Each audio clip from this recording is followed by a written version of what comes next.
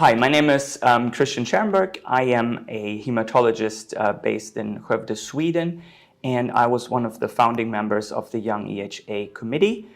And I'm here with my good colleague Nuno Borges, who is going to tell us a bit about what's called Plan S today.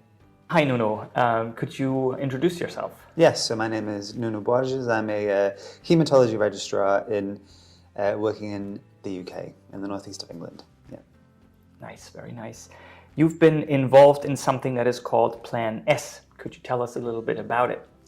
Yeah, so a couple of years ago we were asked to write a bit of an opinion piece on Plan S that myself, Florian Scherer and Anna Kabanova, who've been involved with the EHA as well, we all collaborated on, just because it was quite a topical subject at the time.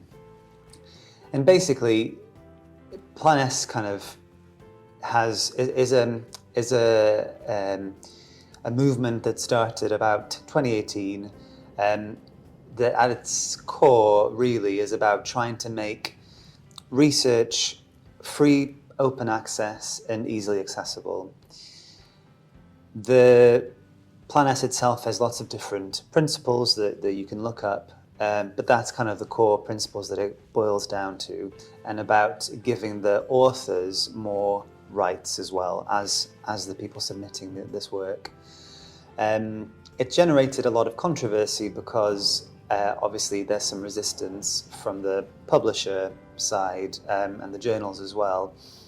So it's generated a lot of debate. So That's why it's called S, right? For shock. Yeah, Plan Shock. Yeah. Shock the system, yes. Okay. So yeah, but they kept it less controversial by summarizing it to Plan S rather than Plan Shock, because people don't question what the S is for.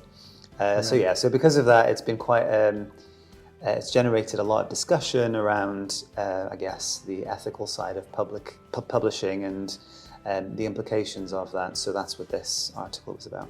And what are the main objections you encountered? I think there is a fear that, because basically the way roughly that it would work is the journals would stop, well, first of all, the fees that publishing companies charge for publications sometimes are astronomical, and taking the onus away from the author of the work generates problems in the sense that some institutions can't afford to front those costs sometimes.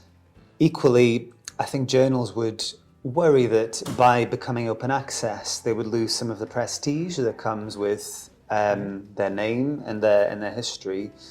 And I think it breaks a little bit with historically what's been the way that publications are viewed, in that very well-established, high-impact publication houses would then almost be on an even keel with other journals that don't have as much of a track record, I guess. So I think it's been a bit of a culture shock.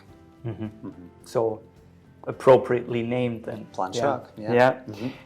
Do you think that the publish or perish paradigm is still viable, or is that and do you think that's a problem to young scientists?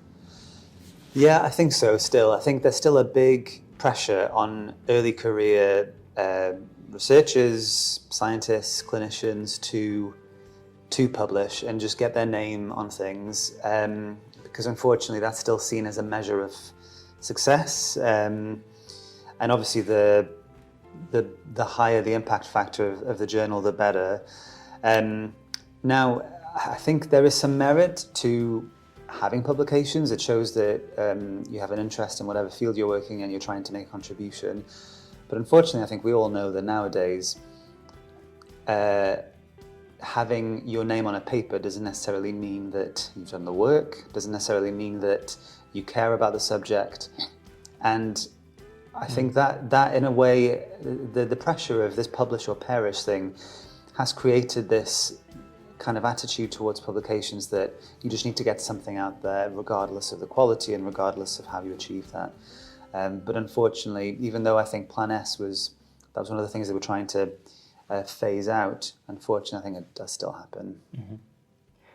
How could an initiative like Plan S be extended beyond Europe? I think obviously different in different parts of the world. There's different approaches to how these things work, and I think in Europe we're lucky that even though it's a very heterogeneous continent, there are overarching regulatory bodies that look at these things and keep things fairly homogeneous. But one of the benefits of having this being more of an international thing is that it would potentially open doors to countries across the world that for whom it's not as easy to get their work seen, and by researchers, professionals in countries where things are a lot more easily published. So I think in a way having this be a worldwide initiative means that it's this kind of evening the playing field, making things the same across the board, and trying to take that step to making things a little bit more equitable, regardless of where you come from, country, institution, whatever. Yeah. Do you think it's possible, or can you envision a future where every publication, every set of raw data is freely accessible to each and every scientist in the world? And would that be the goal? Yeah, I think it'd be very ambitious, but I think it's possible. And I think in some respects it's already kind of happening through, a big one is social media. I think nowadays lots of people are taking to Twitter especially, but other things like ResearchGate and all these platforms where they're able to share and people upload their own PDFs, and I think some people take it upon themselves sometimes to try and individually break down these barriers, and social media has been a huge part of that. Yeah. I think when it comes to sharing absolutely everything like raw data, and that might be more difficult, but I think slowly through social media and other websites like bioRxiv and these kind of preprint websites, we are moving towards that. So I think in the next few decades that might happen. Who knows? Yeah. Thank you.